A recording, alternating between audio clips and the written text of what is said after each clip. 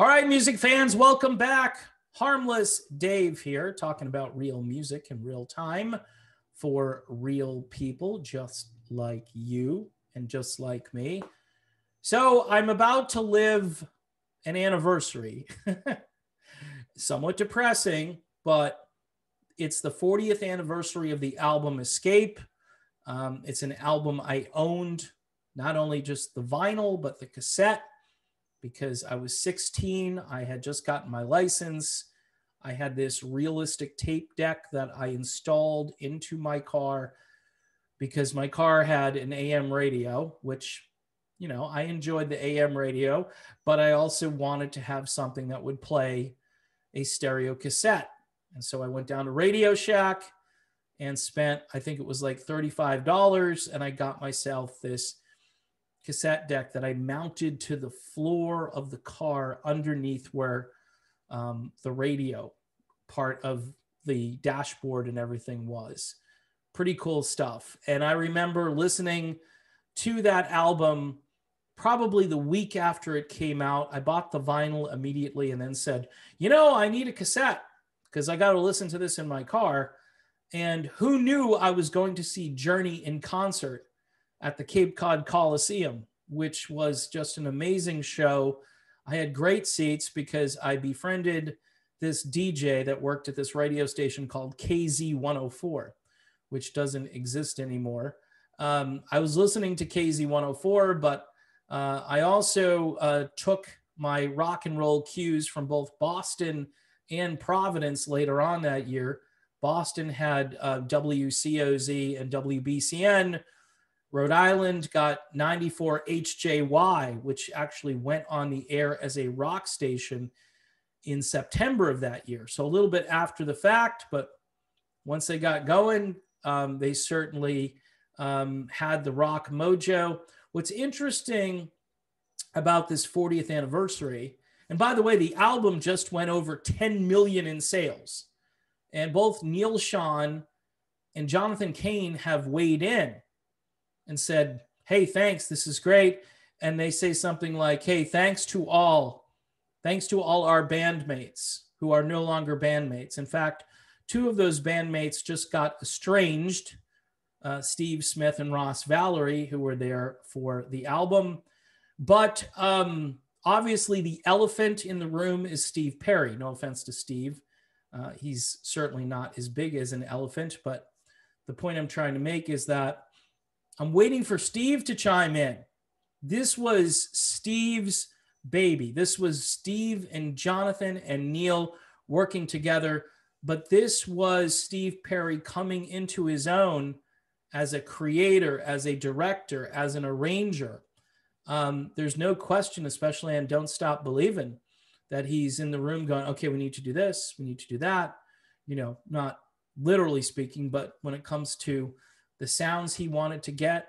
I know Neal Schon created this bass sound that was more progressive than the band's prior albums, which I think made for a very unique record, especially on tracks like Don't Stop Believin', but even Who's Crying Now. And this record just took off like a rocket. This record made Journey a super group. And at that point, you know, they were already on the way up.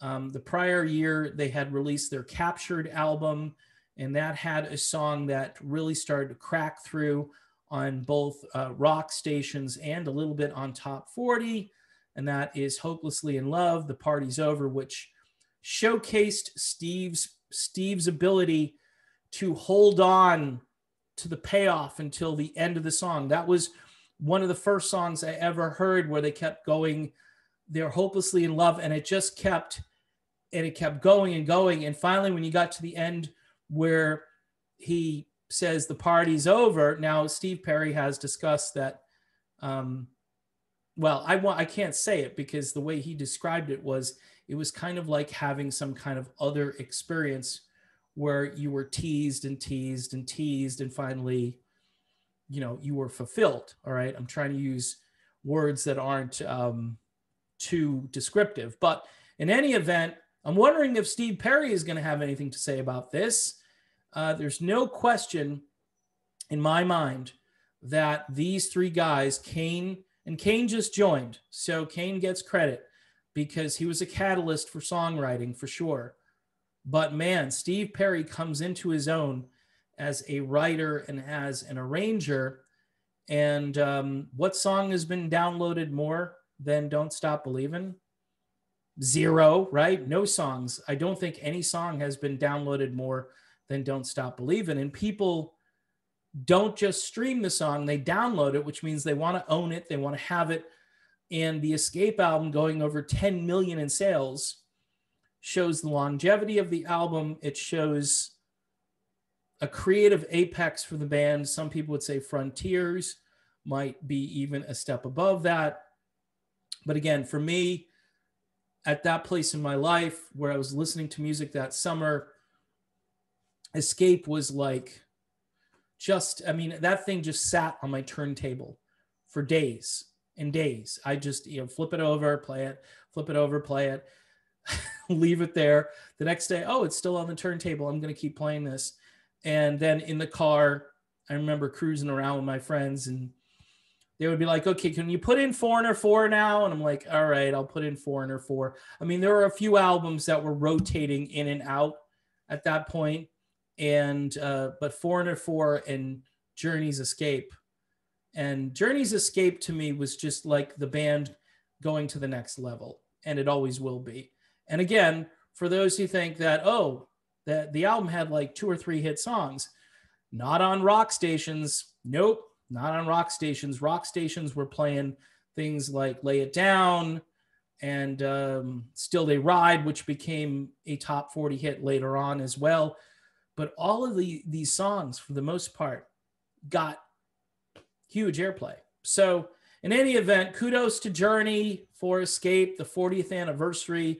Waiting to hear from Steve Perry. Maybe Steve Perry will take to social media and make a statement. He's got to. I mean, this is just one of the biggest things he's ever done. And I'd be surprised if he kept quiet throughout the entire thing. The other guys acknowledge it, and I think Steve ought to as well. Although Neil and John probably could have mentioned Steve by name since they didn't oust him from the band, at least the last time around. But everybody's gone except Neil and John. So I guess they're taking all the credit.